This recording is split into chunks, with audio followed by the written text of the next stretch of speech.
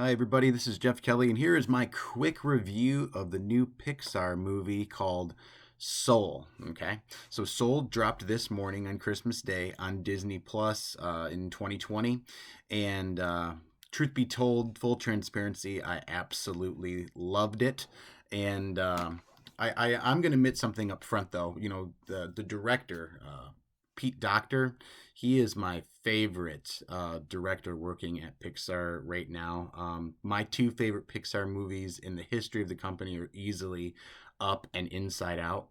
Up is one of my favorite movies of all time, and Inside Out is a very, very close second for me. So I came into this movie with very, very high expectations, and I was very pleased. So I'm going to go over three things that I absolutely loved about Soul, and one thing that might be an issue for some viewers. All right, so the first one is I want to talk about the story itself. I really feel like Soul story has a wonderful sense of urgency. It is so the pacing in the pacing in it is extremely well done. I feel like it always moves on one thing to the next to the next. It's very unpredictable. The trailers only really give you an idea of maybe about what the first third of the movie is about, and so I found the movie to be extremely um, unpredictable and very interesting. All right, the second thing that I really, really liked about Soul was the character of Joe. Now, Joe is this middle school music teacher. I'm a middle school teacher myself, but his passion lies elsewhere where, he really wants to be a professional musician, and he's kind of just teaching, this music class to sort of pay the bills until that can happen. And what Joe goes through and realizes throughout the entire story is so relatable as far as somebody that I teach in middle school as well, and there might have been times in my life where I say, is this really what I want to be doing with my life? Are there other things? And really coming kind of the process of going through these changes that Joe goes through, are really, really relatable.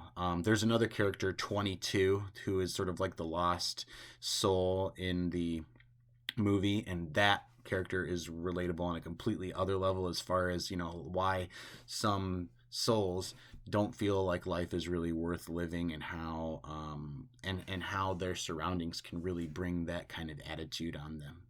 My third thing and easily my favorite thing about the movie, however, though, is just the absolutely incredibly rich and ambitious themes. I think this is hands down Pixar's most thematically ambitious movie to date. It is about so many things, and I could see this movie playing so differently from person to person based on your age and your life experiences and personal passions and things like that. This is going to be a movie that I think changes every time you watch it in life. You could get a different experience. Um, I think it's just I can't stop thinking about it even now. Like, now that I see how the entire story plays through, I really can't wait to watch it again and really just kind of dive in. Like, at this point in the movie is really telling me about this, but then later in the movie, like, I'm having these other realizations, and I'm always sort of sitting there thinking about it and contemplating about it. So I think that this is absolutely wonderful. My one thing that I will say, and this is not a problem for me, but it might be a problem for some, is I don't know if this is necessarily the most relatable movie to a kid. Now, I teach middle school, so my students are like 11 and 12 years old. I actually think a lot of my students would really get a lot out of this movie, but I know that I don't know if I was a kindergarten teacher or a first grade teacher or even a second grade teacher. I don't know if if the students would really, or children at those ages, 5, 6, 7 years old, would really come away with a lot of the message that Pixar really wants it to.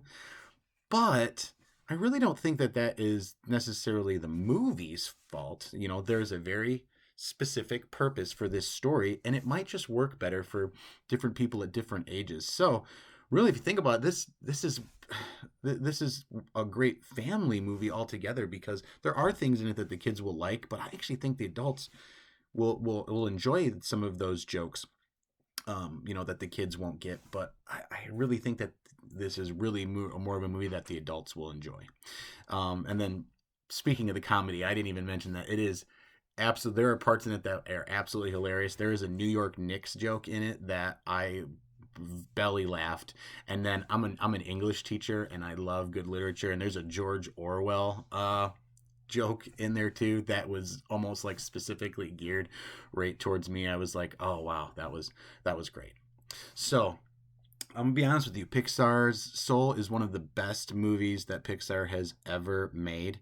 Is it as good as Up or Inside Out? No. Is it top five Pixar? Probably.